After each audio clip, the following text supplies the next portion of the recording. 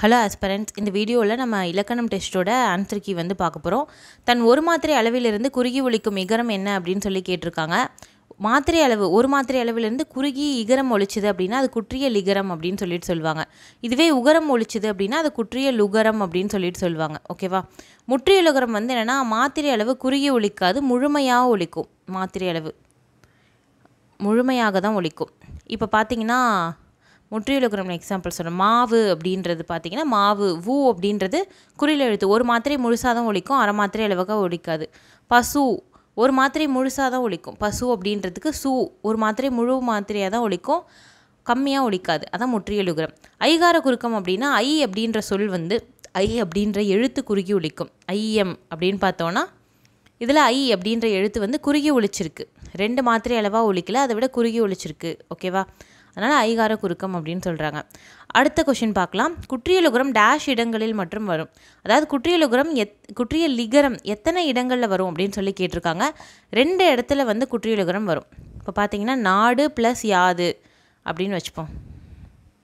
எக்ஸாம்பிளுக்கு நாடு ப்ளஸ் யாது 2 அப்படின்னு வந்திருக்கு. இது என்னது? குற்றியலுகரம். நெடில் தொடர் குற்றியலுகரமா? ஒரு நெடில் வந்திருக்கு, பின்னாடி வந்து 2 வந்திருக்கு. ஸோ வந்து என்னென்னா நெடில் தொடர் குற்றியலுகரம். பின்னாடி என்ன வந்திருக்கு? யா அப்படின்னு வந்திருக்கு. முன்னாடி வந்து இது குற்றியலுகரம் வந்து பின்னாடி வந்து யா அப்படின்ற வந்து வார்த்தை வரும்போது அது எப்படி மாறும் அப்படின்னா நாடியாது அப்படின்னு வந்து மாறுது. அதான் இடை உகரம் ஈயாதல் அப்படின்னு சொல்லுவாங்கள்ல. இந்த உகரம் வந்து என்ன ஆச்சு? ஈ அப்படின்னு ஆயிடுச்சு. ஊ அப்படின்றது இட்டு ப்ளஸ் ஊ அப்படின்றது என்ன ஆச்சு? ஊ போய் என்னென்னா ஈ அப்படின்னு ஆயிடுச்சு. நாடியாது அப்படின்னு சொல்லிட்டு மாறிடுச்சு. ஓகேவா? இது ஒரு இடம். அடுத்தது பார்த்திங்கன்னா இன்னொரு இடத்துல பார்த்திங்கன்னா கேல் ப்ளஸ் மியா. மியா அப்படின்ற அசைச்சொல்லுக்கு முன்னாடி வர இதுவும் மாறும். இது எப்படி மாறும்னா கேன்மியா அப்படின்னு மாறுமா? இங்கே இருக்கிற மீ அப்படின்ற மீ அப்படின்ற இது வந்து என்னென்னா ஈ வந்து என்னென்னா கம்மியாக ஒலிக்கும் குற்றிய லிகரத்தில். ஓகேவா? இதை தான் வந்து சொல்லியிருக்காங்க. 2 இடத்துல வந்து என்னென்னா குற்றிய லிகரம் வந்து ஒலிக்கும். குறுகி ஒலிக்கிற இகரம் வந்து 2 இடத்துல வருது. ஓகேவா? இதாங்க ஆன்சர். அடுத்த கொஷின் பார்க்கலாம். கயிறு இது வந்து எந்த குற்றியலுகரம் அப்படின்னு சொல்லிட்டு கேட்டிருக்காங்க. கயிறு இதை பிரித்து எழுதி பாருங்கள். கயிறு. ஓகே, இது வந்து இந்த கு சு டு தூ பூ ரு இந்த எழுத்தில் ஒன்று பெற்று தான் முடிஞ்சிருக்கு. ரூ வந்திருக்கு. ஸோ அதனால் இது கரெக்டு. முன்னாடி இருக்க எழுத்தை போய் பாருங்கள். ஈ வந்திருக்கு. ஈ ப்ளஸ் இ இது இப்படி தானே பிரிப்போம். இதில் பார்த்தீங்கன்னா உயிர் எழுத்து வந்திருக்கு. ஸோ என்னென்னா இது உயிர் தொடர் குற்றியலுகரம் அப்படின்னு சொல்லிட்டு வரும். ஓகேவா? இடைத்தொடர் வராது. இடைத்தொடர்னால் என்ன இருக்கணும்? இது இருக்கணும், மெய்யெழுத்து இருக்கணும். மெய்யெழுத்து இருந்தால் தான் இந்த இடைத்தொடர் வன்தொடர் இதெல்லாம் வந்து மெய்யெழுத்து இருந்தால் தான் வந்து என்னென்னா இடைத்தொடர் வன்தொடர்கிட்ட நம்ம போக முடியும். நெடில் தொடர்னால் என்ன இருக்கணும்? முன்னாடி வந்து ஒரே ஒரு தனி நெடில் மட்டும்தான் இருக்கணும். இந்த மாதிரி வந்து என்னென்னா குற்றியலுகரம் எழுத்து இருக்குல்ல, அந்த ரூவுக்கு முன்னாடி 2 எழுத்து இருக்குது. ரெண்டுமே வந்து பார்த்திங்கன்னா ஏதோ எய்தர் வந்து குறிலாகவும் இருக்கலாம், நெடிலாகவும் இருக்கலாம், ஒரு குறில் ஒரு நெடிலாகவும் இருக்கலாம். இந்த மாதிரி எழுத்துக்கள் இருந்துச்சு அப்படின்னு பார்த்தீங்கன்னா இது என்னென்னா உயிர் தொடர் குற்றியலுகரம். ஓகேவா? தனி நெடிலாக இருந்தால் அது நெடில் தொடர் குற்றியலுகரம் ஆகிடும். 2 எழுத்து இருக்கணும். எய்தர் குறிலாக இருக்கலாம், ரெண்டுமே குறிலாக இருக்கலாம், ரெண்டுமே நெடிலாக இருக்கலாம், இல்லை ஒரு குறில் ஒரு நெடில் இருக்கலாம். இதான் வந்து ரூல். ஓகேவா? உயிர் தொடர் குற்றியலுகரம். நெக்ஸ்ட்டு கொஷின் பார்க்கலாம். அடுத்து பார்த்திங்கன்னா தமிழ் எழுத்துக்களை 2 வகையாக பிரிக்கிறாங்க. எப்படி எந்த 2 வகையாக பிரிக்கிறாங்கன்னா உயிரெழுத்து மெய்யெழுத்து இப்படியும் பிரிக்கலாம், இப்படியும் பிரிக்கலாம். ஓகே, இது மாதிரி பிரித்தா 3 எழுத்தாக பிரிக்கணும். உயிரெழுத்து, மெய்யெழுத்து, உயிர்மெய் எழுத்து, ஆயுதம் அப்படின்னு இத்தனை வகையாக பிரிக்கணும். 1 உயிர்மெய் எழுத்து, ஆயுத எழுத்து 2 வகையாக பிரிக்க முடியாது. குறில் நெடில் அப்படின்னு பிரித்தாலும் அந்த அக்கு அப்படின்றதெல்லாம் தனியாக இருக்கும். அப்போ நம்ம எந்த வகையாக பிரிக்கலாம் அப்படின்னு பார்த்தீங்கன்னா முதல் எழுத்து சார்பெழுத்து அப்படின்னு சொல்லிட்டு தான் 2 வகையாக பிரிக்கலாம். இல்லைனா வந்து பிரித்தா நிறையா வகைகள் வரும். ஓகேவா? உயிரெழுத்து மெய்யெழுத்துன்னு வரும், அடுத்தது உயிர்மெய் வரும், அடுத்தது ஆயுதம் வரும். இந்த மாதிரி 4 வகையாக பிரிக்கணும் பிரித்தா. இல்லைனா 2 எழுத்தாக பிரிக்கணும்னா முதல் எழுத்து சார்பெழுத்து வரணும். ஏன்னா முதல் எழுத்துலேயே பார்த்தீங்கன்னா எதுவும் வந்துடும்னா உயிரெழுத்தும் மெய்யெழுத்தும் இதிலே அடங்கிடும். சார்பெழுத்தில் என்ன வந்துடும்? உயிர்மெய் எழுத்து வந்துடும், அடுத்தது ஆயுத எழுத்து வந்துடும். அதனால் 2 வகையாக பிரிக்கணும்னா முதல் எழுத்து சார்பெழுத்து அப்படின்னு தான் 2ஆக பிரிக்க முடியும். ஓகேவா? நெக்ஸ்ட் கொஷின் பார்க்கலாம். சார்பெழுத்து எத்தனை வகைப்படும் அப்படின்னு சொல்லி கேட்குறாங்க. சார்பெழுத்து எத்தனை வகைப்படும் அப்படின்னு பார்த்தீங்கன்னா 10 வகைப்படும். சார்பெழுத்து எத்தனை வகைப்படும்? 10 வகைப்படும். ஓகேவா? ஓகே, நெக்ஸ்ட் கொஷின் பார்க்கலாம். ஓகே, சார்பெழுத்து வந்து எத்தனை எழுத்துக்கள் அப்படின்னு கேட்குறாங்கன்னு வச்சுக்கோங்களேன். தமிழில் மொத்தம் எத்தனை எழுத்துக்கள்? 247. ஈஸியாக எழுதலாம். சார்பெழுத்துக்கள் எத்தனை எழுத்துக்கள்னு கேட்டாங்கன்னு வச்சுக்கோங்களேன். 247 எழுத்து தமிழில் மொத்தமாக. இதில் முதல் எழுத்து 30, அதை கழிச்சிட்டா என்ன வரும்? 217 எழுத்துக்கள் தான் சார்பெழுத்து.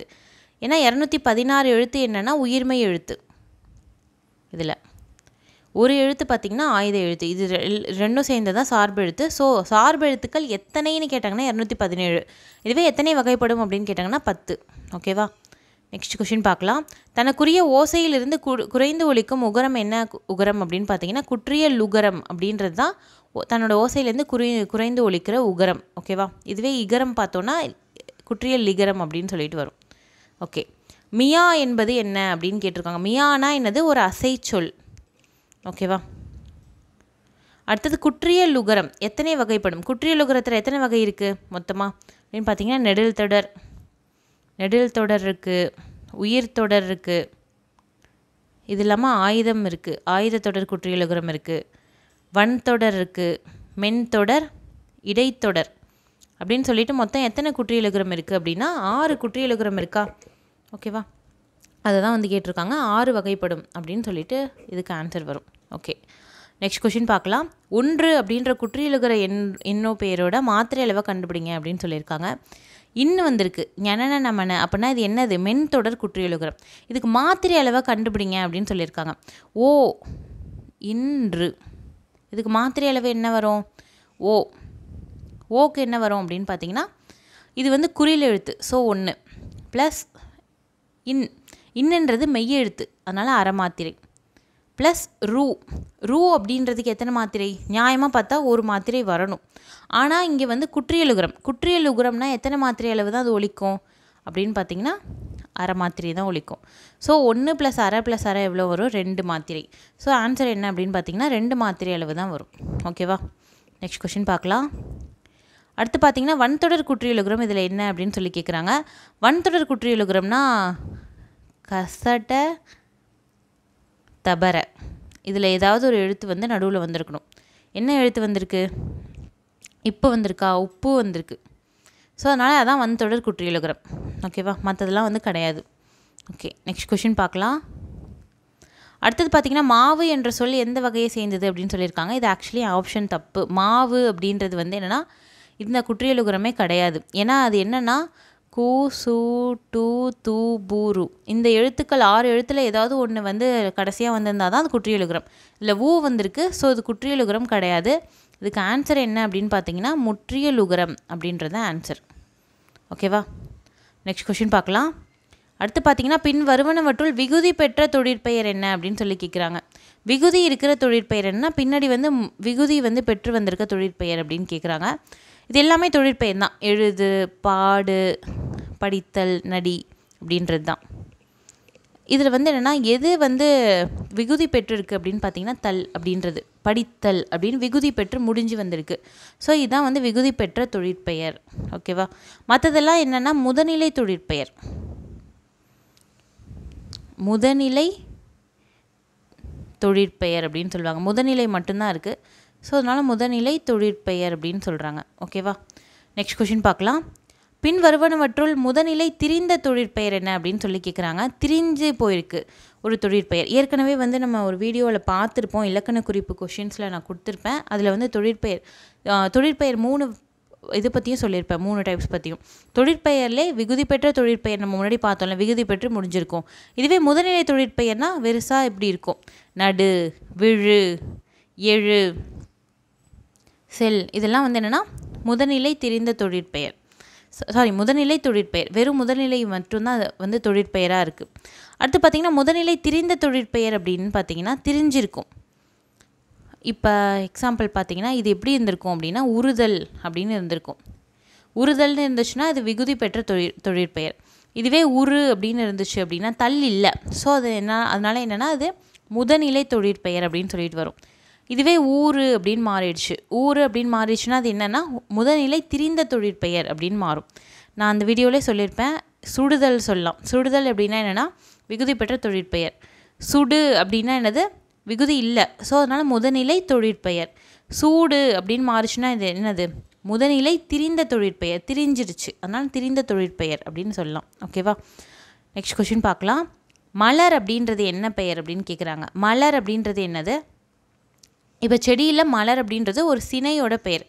ஒரு சினை பெயர் அப்படின்னா ஏதோ ஒரு உறுப்போட பெயர். செடியில் இருக்க ஒரு உறுப்பு தான் மலர், அதோட பெயர் தான் வந்து அதோட பெயர் வந்திருக்கிறதால இது என்னென்னா சினைப்பெயர் அப்படின்னு சொல்கிறாங்க. ஓகேவா? பொருட்பெயர்னு எழுதிடக்கூடாது, சினைப்பெயர். பொருட்பெயர் அப்படின்னா என்ன வரும்னா செடி, கொடி, இதெல்லாம் பொருட்பெயர். பொருட்பெயர்னால் எழுதுகிற என்ன இருக்கலாம், உயிருள்ள பொருளாகவும் இருக்கலாம், உயிரற்ற பொருளாகவும் இருக்கலாம். செடி, கொடி அப்படின்லாம் வந்து அது பொருட்பெயர். மலர் அப்படின்னு வந்திருக்கு, ஸோ இது வந்து என்னென்னா சினைப்பெயர். இன்னும் நிறையா சொல்லலாம் சினைப்பெயர். மலர், கிளை, கனி, காய், பூ, தண்டு, இது எல்லாமே வந்து என்னென்னா சினைப்பெயர். ஓகேவா?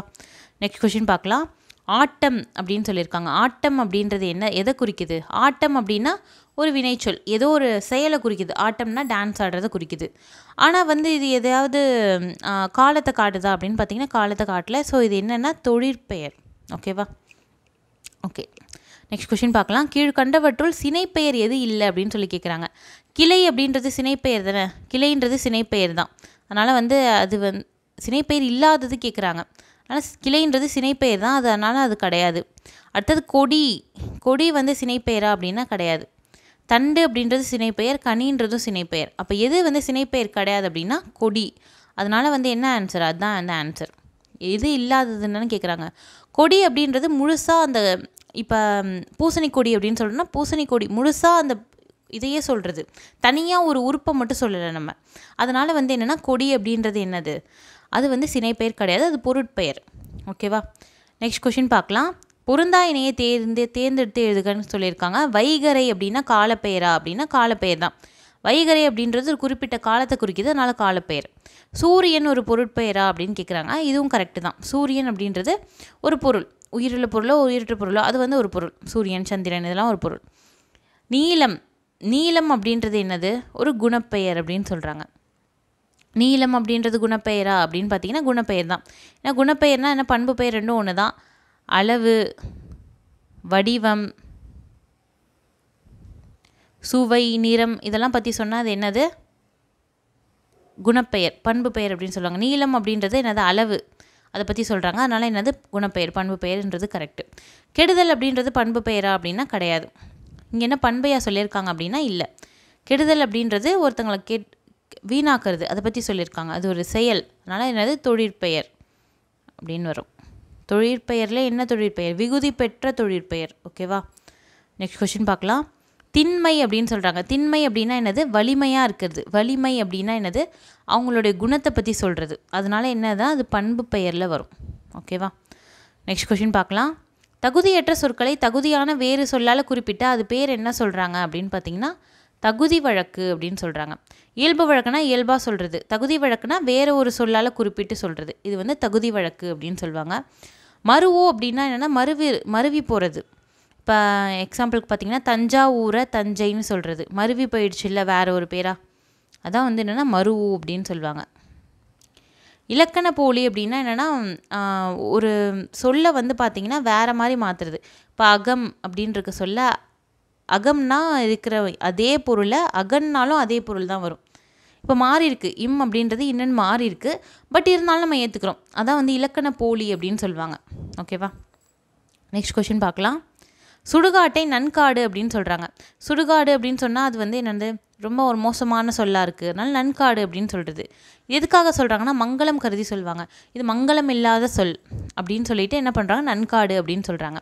அதனால் இது என்னன்னா, இது வந்து மங்களம் கருதி சொல்கிறதால மங்களம் அப்படின்னு சொல்லியிருக்கோம். ஓகேவா? ஓகே, அடுத்தது குழுவுக்குறி அப்படின்னா என்னென்னா, ஒரு குழு இருக்குதுன்னு வச்சுக்கோங்களேன். இப்போ நம்மளுக்கே இருப்போம், ஒரு ஃப்ரெண்ட்ஸ் கேங் இருக்காங்கன்னா அவங்களுக்குள்ளே வந்து என்ன பண்ணுவாங்க, ஒரு விஷயத்துக்கு வந்து ஒரு பேர் வச்சுருப்பாங்க. இது மாதிரி செப்பரேட்டாக அவங்களுக்கு மட்டும் புரிகிற மாதிரி பேர் வச்சுருக்கலாம். அதான் வந்து குழுவுக்குறி அப்படின்னு சொல்லுவாங்க. அந்த காலத்தில் என்ன சொல்லுவாங்கன்னா, நகை வியாபாரிங்கள்லாம் என்ன பண்ணுவாங்க, தங்கம் இருக்குல்ல அதை வந்து பரி அப்படின்னு சொல்லுவாங்களாம். ஏன்னா வந்து என்னென்னா அவங்க நாங்கள் இவ்வளோ தங்கம் எடுத்துகிட்டு போகிறோம் அப்படின்னு சொல்லிட்டா வந்து அங்கே பேசிகிட்டு இருக்க முடியும். அதனால் அப்படி பேச முடியாது அப்படின்றதுக்காக பரி அப்படின்னு வந்து சொல்லுவாங்களாம் அந்த காலத்தில். ஏன்னா திருட்டு பயம் இருக்கும்ல, போகிற இடத்துலலாம் வந்து இது மாதிரி சொல்லி பேச முடியாது அப்படின்றதுக்காக இப்படி வந்து பேசுவாங்க அப்படின்னு சொல்கிறாங்க, குழுவுக்குறி அப்படின்னு சொல்லிட்டு. ஓகே, நெக்ஸ்ட் கொஷின் பார்க்கலாம். நகர்ப்புறம் அப்படின்றத புறநகர் அப்படின்னு சொல்லி வழங்குறாங்க. இதை வந்து என்ன அப்படின்னு சொல்கிறாங்க அப்படின்னு கேட்குறாங்க. நகர்ப்புறம் அதை அப்படியே திருப்பி போட்டு பாருங்கள். புறம் நகர் எப்படி வருது? புறநகர் அப்படின்னு வருதா? நகர்ப்புறத்தை அப்படியே திருப்பி போட்டால் புறநகர் அப்படின்னு சொல்லிட்டு வருது. ஸோ அது திருப்பி போட்டு மாற்றிருக்காங்க. பட் அப்பயும் அதே பொருள் தான் தருது. நகர்ப்புறம்னாலும் அதுதான், புறநகர்னாலும் ஒரே மீனிங் தான். அதனால் என்ன அப்படின்னா இது இலக்கண போலி அப்படின்னு வரும் ஆன்சர். இலக்கண போலி அப்படின்னு சொல்லுவாங்க. ஓகேவா? நெக்ஸ்ட் கொஷின் பாருங்கள். திணை எத்தனை வகைப்படும் அப்படின்னு சொல்கிறாங்க. திணை எத்தனை வகைப்படும் அப்படின்னா உயர்திணை அக்ரிணை 2 வகைப்படும். உயர்திணை அப்படின்னா மனிதர்களை சொன்னால் உயர்திணை. அக்ரிணை அப்படின்னா விலங்குகள், அப்புறம் என்னென்னா பொருள்கள், உயிரில்லாத பொருள்களையும் அக்ரிணையில் தான் சேர்ப்பாங்க. ஸோ அதனால் திணை வந்து 2 வகைப்படும். ஓகே, நெக்ஸ்ட் கொஷின் பார்க்கலாம். பொருந்தாத ஒன்றை தேர்ந்தெடுத்து எழுதுக அப்படின்னு சொல்கிறாங்க. உயிர்க்குறில் எத்தனை இருக்குது அப்படின்னு பார்த்தீங்கன்னா மொத்தம் உயிரெழுத்து 12 இருக்குது. இதில் குறில் எத்தனை இருக்குது அப்படின்னு பார்த்தீங்கன்னா 5 இருக்குது. நெடில் எத்தனை இருக்குது அப்படின்னு பார்த்தீங்கன்னா 7 இருக்கா? ஸோ அதனால் உயிர்க்குறில் 5, இது வந்து கரெக்டு. உயிர் மெய்க்குறில் எத்தனை இருக்குது அப்படின்னா 90ன்னு கொடுத்துருக்காங்க. இது கரெக்டாக அப்படின்னு பார்ப்போம். மொத்தம் வந்து இந்த இக்கு இங்கு இந்த சீரீஸ் இருக்குல்ல, மெய்யெழுத்தில் மொத்தம் எத்தனை இருக்குது? 18 இருக்குது. ஓகேவா? 18 இருக்குது. இந்த வரிசையில் வந்து 18 எழுத்துக்கள் வந்து இருக்குது. குறில் வந்து ஏற்கனவே என்னென்னா 5 இருக்குது. என்னென்ன? ஆ இருக்குது, ஈ இருக்குது, ஊ இருக்குது, ஏ இருக்குது, ஓ இருக்குது. மொத்தம் என்னென்னா 5 குறில் எழுத்து இருக்கா? 5 × 18 எத்தனை வரும் அப்படின்னு பார்த்தீங்கன்னா 90 வருது. அப்போனா உயிர்மை குறில் எத்தனை இருக்கும்? 90 எழுத்துக்கள் வந்து இருக்கும். ஓகேவா? இதுவே உயிர்மை நெடில்னா 7 × 18 வரும். 7 × 18 எவ்வளோ வரும்? 6, 5 வரும். 126 எழுத்துக்கள் வரும். உயிர்மெய் நெடில் அப்படின்னு பார்த்தீங்கன்னா 126 எழுத்துக்கள் வந்து இருக்கும். ஓகேவா? இப்படி கூட வந்து எக்ஸாமில் கேட்கலாம். அதனால் வந்து ஜாக்கிரதையாக வந்து இதையும் பார்த்து வச்சுக்கோங்க. இது நம்மளுக்கு ஏற்கனவே தெரிஞ்சது தான். என்ன ஜஸ்ட் கால்குலேஷன் மட்டும் போட்டால் போதும். ஓகே, உயிர்மெய் குறில்னா 90 எழுத்துக்கள், உயிர்மெய் நெடில்னா 126 எழுத்துக்கள். ஓகேவா? ஓகே, நெக்ஸ்ட்டு வந்து அப்போனா இது ரெண்டுமே கரெக்டு. பொருந்தாத ஒன்று இது ரெண்டுத்தில் என்னமோ தான் ஒன்று இருக்குது. அது என்னென்னு பார்க்கலாம். என்னென்னு பார்த்தீங்கன்னா இடையின உயிர்மெய் நெடில் வந்து கேட்டிருக்காங்க. இடையினம் எத்தனை எழுத்துக்கள் அப்படின்னு பார்த்தீங்கன்னா ஒரு 6 எழுத்துக்கள் இருக்கா? இடையினம்னா எரல வழல ஒரு 6 எழுத்துக்கள் இருக்குது. வல்லினம்னா கசட தபர, இதுவும் 6 எழுத்துக்கள் தான் வந்திருக்கு. ரெண்டுமே என்ன பண்ணுறாங்க? நெடில் தான் கேட்டிருக்காங்க. இங்கே 6 எழுத்துக்கள் இருக்குது. ஓகே, நெடில் எழுத்துக்கள் எத்தனை பார்த்தோம்? ஏற்கனவே 7. அப்படின்னா என்ன? 42 எழுத்துக்கள். 6 × 7 என்னென்னா 42 எழுத்துக்கள் இங்கேயும் இருக்கணும். உயிர்மை நெடில்னா என்னென்னா 42 எழுத்துக்கள் இருக்கணும். ஆனால் இங்கே என்ன கொடுத்துருக்காங்கன்னா 30 எழுத்துக்கள் தான் கொடுத்துருக்காங்க. அதனால் இது தப்பு. பொருந்தாத ஒன்றுன்னு கேட்டிருக்கதால இதுதான் ரைட் ஆன்சர். எது வந்து 30 எழுத்துக்கள் வரும் அப்படின்னு பார்த்தீங்கன்னா உயிர்மை குறில் தான் வரும். உயிர்மை குறில் நம்ம ஏன்னா உயிர்குறில் எத்தனை பார்த்தோம்? 5 எழுத்துக்கள். ஆனால் 6 × 5 = 30 வரும். ஓகேவா? இடையின உயிர்மை குறில் அப்படின்னு கேட்டாங்கன்னா 30 எழுத்துக்கள் தான் வரும். இங்கே நெடில் கேட்டிருக்காங்க. ஸோ அதனால் 42 எழுத்துக்கள் வரணும். ஓகேவா? இங்கே 30ன்னு தப்பாக கொடுத்துருக்காங்க. ஸோ அதனை வந்து அதான் வந்து கரெக்டு. அதான் வந்து என்னென்னா தப்புன்றதால அதான் வந்து ஆன்சர் வரும். ஓகேவா? நெக்ஸ்ட் கொஷின் பார்க்கலாம். அகச்சுட்டு வகையினில் பொருந்தாத ஒன்று என்ன அப்படின்னு சொல்லி கேட்குறாங்க. புறச்சுட்டு அகச்சுட்டுன்னு 2 வகையான சுட்டு இருக்குது. அகச்சுட்டு புறச்சுட்டு அப்படின்னு சொல்லுவாங்க. சுட்டி காட்டுறதுக்கு யூஸ் பண்ண எழுத்துக்கள் தான் வந்து சுட்டு எழுத்துக்கள்னு சொல்லுவோம். அகச்சுட்டு புறச்சுட்டுன்னு 2 வகையான சுட்டு எழுத்துக்கள் இருக்குது. அகச்சுட்டு அப்படின்னா வச்சுக்கோங்களேன், இந்த சுட்டு எழுத்துக்களை நீக்கிட்டா இந்த சொல் வந்து வந்து என்னென்னா மீனிங்கே இருக்காது. அதான் அகச்சுட்டு. சுட்டு எழுத்துக்களை நீக்கிட்டோம். சுட்டு எழுத்துக்கள் என்னென்ன? அ, இ, ஊ இருக்குமா? இந்த சுட்டு எழுத்துக்களை நீக்கிட்டா என்னென்னா பொருளே தராது. இதுதான் அகச்சுட்டு. இப்போ ஈயில் வந்து இந்த 4த்துலேயும் சுட்டு எழுத்துக்களை நீக்கிடுவோம். இ, அ, இங்கே இ, அ. இதில் எது வந்து என்னென்னா பொருள் தருது அப்படின்னு பார்த்தீங்கன்னா பையன் வந்து பொருள் தருது. அப்போனா அது என்னது? அகச்சுட்டு கிடையாது. அது என்ன சுட்டுனா புறச்சுட்டில் வருது. புறச்சுட்டுனா என்னது? சுட்டு எழுத்துக்களை நீக்கினாலும் பொருள் தந்தால் அதான் புறச்சுட்டு. சுட்டு எழுத்துக்களை நீக்கினாலும் பொருள் தரலை அப்படின்னா அது என்னது? அகச்சுட்டு. ஸோ அதனால் அப்பையன் அப்படின்னு சொல்லிட்டு இதுதான் வந்து ஆன்சர் வரும். ஓகேவா? நெக்ஸ்ட் கொஷின் பார்க்கலாம்.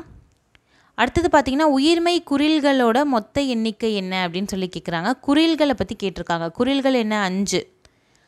உயிர்மெய் எழுத்துக்கள், மெய் எழுத்துக்கள் என்ன 18. அப்படின்னா என்ன ஆன்சர் வரும்? 90 அப்படின்றது ஆன்சர். ஓகேவா? நெக்ஸ்ட் கொஷின் பார்க்கலாம். வினா வகையினுள் கீழ்கண்டவற்றுள் மாறுபட்டு அமைந்துள்ள ஒன்றை தேர்க அப்படின்னு சொல்கிறாங்க. வினாவில் இந்த 4 ஆப்ஷனில் எது வித்தியாசமாக இருக்குது அப்படின்னு சொல்லி கேட்குறாங்க. இவனா, யார், ஏன், எப்படி, இது 4த்தில் வந்து என்னென்னா எது வந்து வித்தியாசமாக இருக்குது அப்படின்னு சொல்லி கேட்குறாங்க. இதுலேயும் வந்து 2 வினா டைப்லேயும் 2 இருக்குது. அகவினா, புறவினா அப்படின்னு சொல்லிட்டு. ஓகேவா? அகவினா அப்படின்னா பார்த்தீங்கன்னா வினா எழுத்தை நீக்கிட்டோம் அப்படின்னா பொருள் தராது. வினா எழுத்தை நீக்கணும்னா. இது வந்து என்னென்னா வினா எழுத்தை நீக்கினாலும் என்னது பொருள் தரும். அதான் புறவினா. இப்போ பார்ப்போம். வினா எழுத்துங்க என்ன? யா, இது நீக்கியாச்சு, பொருள் தருதா? இர் அப்படின்றது பொருள் தருதானா? இல்லை. இங்கே ஏ நீக்கியாச்சு, பொருள் தருதானா? இல்லை. எப்படி? ஏ நீக்கியாச்சுன்னா படி, பொருள் தருதா அப்படின்னா இல்லை. இங்கே இவனா அப்படின்னு கேட்டிருக்காங்க. இவனா அப்படின்னா இவன் ப்ளஸ் ஆ அப்படின்னு வருதா? ஆவை வந்து இங்கே நீக்கியாச்சு, ஆவை நீக்கினா இவன், பொருள் தருதா அப்படின்னா பொருள் தருது. அப்போனா இதுதான் வந்து என்னென்னா ஆட் ஒன் அவுட்டுன்னு சொல்லுவாங்களே, இதுதான் வந்து வித்தியாசமாக இருக்குது இந்த இதில் 4 ஓகேவா? அதனால் வந்து இதான் ஆன்சர். ஓகே, நெக்ஸ்ட் கொஷின் பார்க்கலாம். அடுத்தது பார்த்திங்கன்னா வல்லின உயிர்மெய் நெடில்களோட எண்ணிக்கை வந்து கேட்டிருக்காங்க. வல்லினம் அப்படின்னா என்ன? எத்தனை எழுத்துக்கள் பார்த்தோம்? கசர தபர 6 எழுத்துக்கள். நெடில் அப்படின்னு கேட்டிருக்காங்க. ஸோ என்னது? 7. நெடில்னாலே 7, குறில்னா 5. ஸோ 42 எழுத்துக்கள். 42 அப்படின்றது ஆன்சராக வரும். ஓகேவா? நெக்ஸ்ட் கொஷின் பார்க்கலாம். சேய்மை சுட்டு அல்லாத ஒன்றை வந்து தேர்ந்தெடுக்க அப்படின்னு சொல்கிறாங்க. சுட்டு வந்து என்னென்னா இன்னும் 2ஆக பிரிக்கலாம். என்ன சுட்டு அப்படின்னா அண்மை சுட்டு, இன்னொன்று சேய்மை சுட்டு அப்படின்னு 2ஆக பிரிக்கலாம். அண்மை சுட்டு அப்படின்னு பார்த்தீங்கன்னா கிட்டக்க இருக்கிறத நம்ம எப்படி சொல்லுவோம்?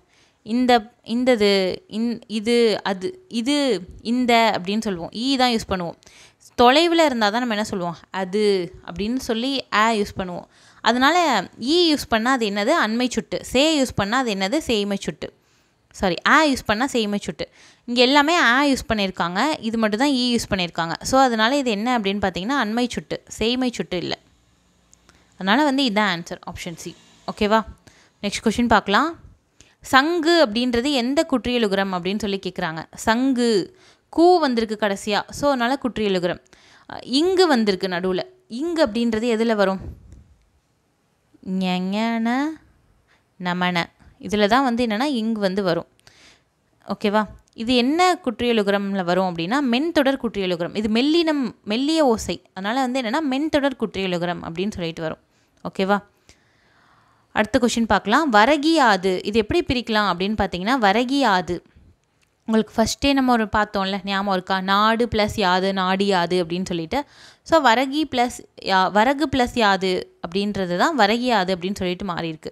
ஏன்னா இங்கே என்ன ஆகுது அப்படின்னு பார்த்தீங்கன்னா குற்றியலுகரம் தான் வருது. குற்றியலுகரம் பின்னாடி யா சேரும்போது என்னென்னா இடையுகரம் ஈயாதல் அப்படின்ற மாதிரி என்னென்னா அது அப்படின்னு மாறிடுது. அதான் வரகியாது அப்படின்னு சொல்லிட்டு மாறிடுது. ஓகேவா? அதனால் வந்து இதுதான் ஆன்சர். வரகு ப்ளஸ் யாது அப்படின்றது ஆன்சர். ஓகேவா? நெக்ஸ்ட் கொஷின் பார்க்கலாம். இலக்கிய வகை சொற்கள் எத்தனை வகைப்படும் அப்படின்னு சொல்லி கேட்குறாங்க. இலக்கண வகையில் சொற்கள் எத்தனை வகைப்படும்னா 4 வகைப்படும்.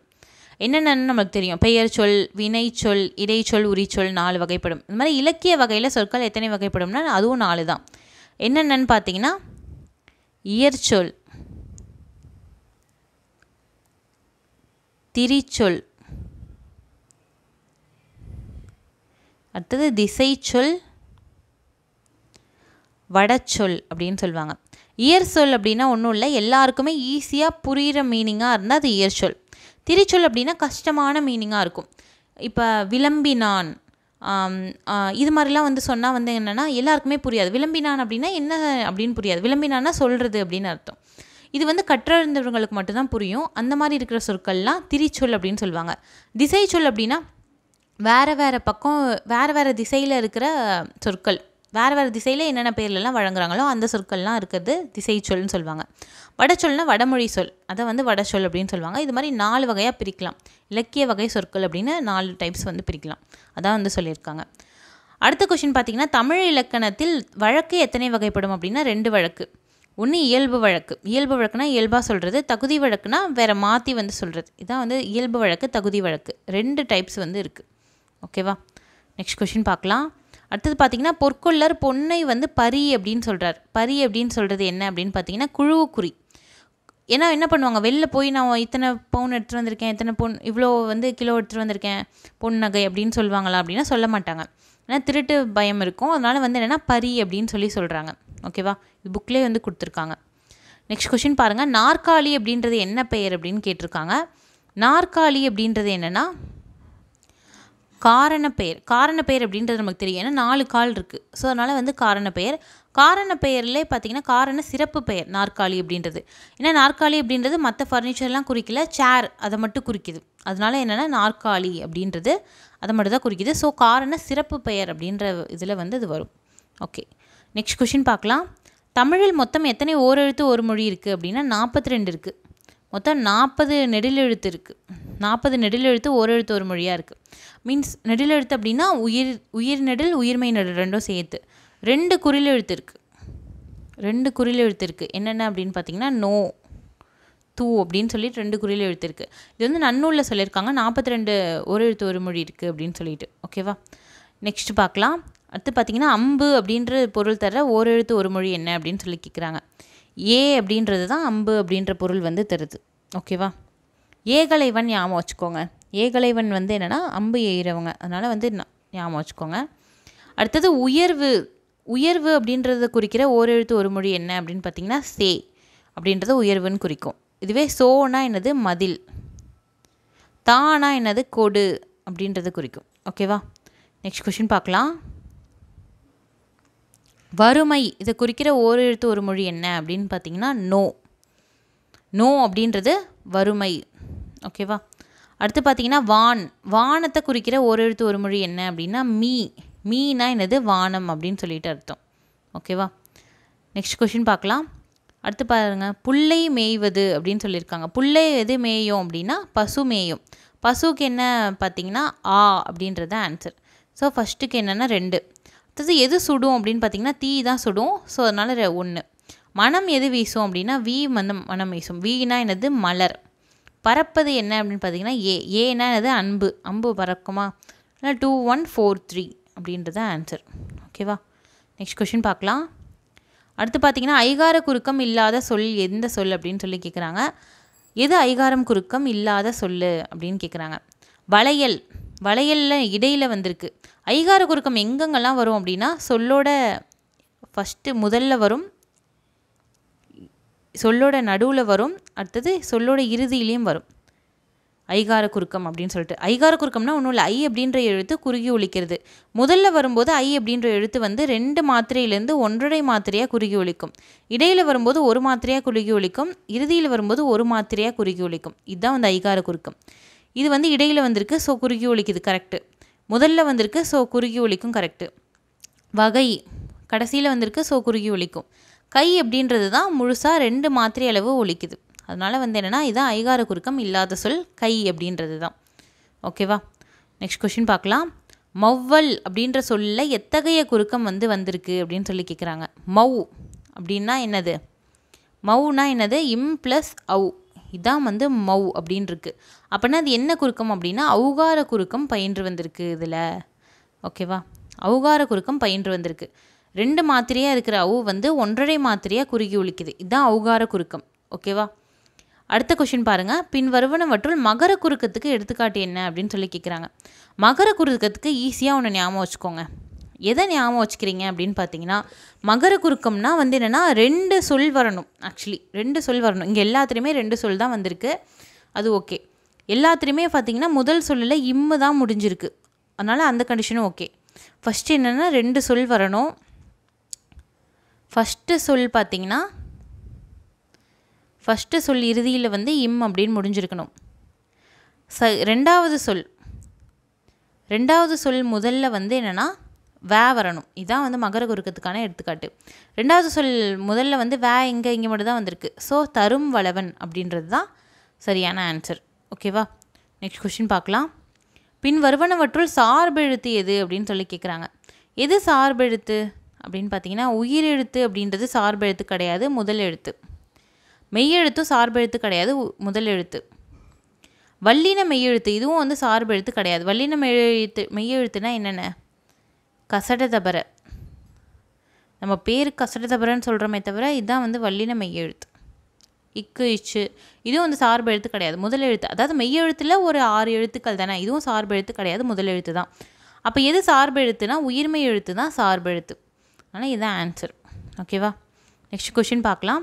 வல்லின மெய் எழுத்துக்கள் எது எது அப்படின்னு சொல்லி கேட்குறாங்க. இது ஈஸியான கொஷின் தான். கசரதபர இது வந்து என்னது? இடையினம். இது வந்து என்னது? மெல்லினம். இது என்னது? உயிர்குறில். ஓகேவா? நெக்ஸ்ட் கொஷின் பார்க்கலாம். மேலிதழும் கீழிதழும் பொருந்துவதால் பிறக்கும் எழுத்துக்கள் என்ன அப்படின்னு சொல்லி கேட்குறாங்க. இதை நீங்கள் சொல்லி பார்த்தாலே தெரிஞ்சிடும். இப்போ இதுதான் வந்து என்னென்னா 2 உதரம் பொருந்தும் போது பிறக்கும் எழுத்துக்கள். ஓகேவா? நெக்ஸ்ட் கொஷின் பார்க்கலாம். கீழ்கண்டவற்றுள் தவறாக எது பொறுத்திருக்காங்க அப்படின்னு சொல்லி கேட்குறாங்க. ஆகாய தாமரை அப்படின்னா இல்லாத ஒன்று, இது கரெக்டு தான். அவளை நினைத்து உரலை இடிக்கிறது அப்படின்னு சொல்கிறாங்க. வேறு ஒன்று நினச்சி வேறு ஒன்று செஞ்சிட்ருப்போம். எண்ணமும் செயலும் ஒத்து வராமல் இருக்கிறது, இது ஒத்து வருதுன்னு அப்படின்னு சொல்லியிருக்காங்க, இது தப்பு.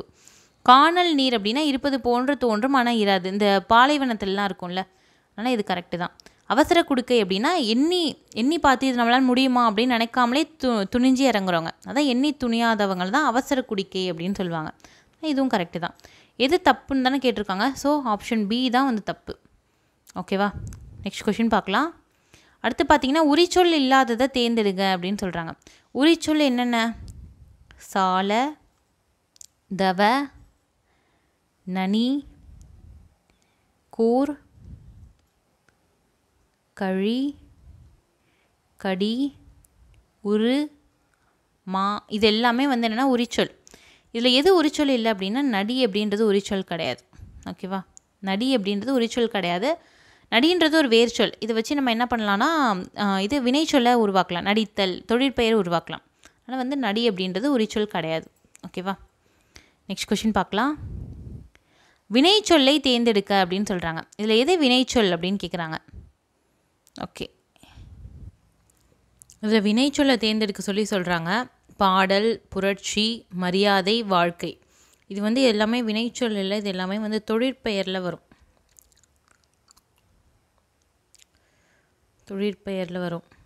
ஆக்சுவலி இங்கே வினைச்சொல்னு கொடுத்ததே தப்பு, வினை முற்று அப்படின்னு சொல்லி கொடுத்துருக்கணும். அப்போயும் கொஷின் வந்து தப்பாக தான் இருக்கும். ஸோ இந்த கொஷின் வந்து கிடையாது. நெக்ஸ்ட் கொஷின் பார்க்கலாம். பெயர் சொல் எத்தனை வகைப்படும் அப்படின்னு சொல்லி கேட்குறாங்க. பெயர் சொல் எத்தனை வகைப்படும் அப்படின்னா 6 வகைப்படும். என்னென்ன பெயர் நமக்கு தெரியும்ல, பொருட்பெயர், சினைப்பெயர், காலப்பெயர், இது மாதிரி ஒரு 6 டைப்ஸ் வந்து பெயர் சொல்ல இருக்குது. ஓகேவா? ஓகே, இன்றைக்கி வந்து வச்ச டெஸ்ட்டில் வந்து என்னென்னா டிஸ்கஷன் வந்து பார்த்தாச்சு. நெக்ஸ்ட் வீடியோவில் நம்ம பார்க்கலாம். தேங்க்யூ.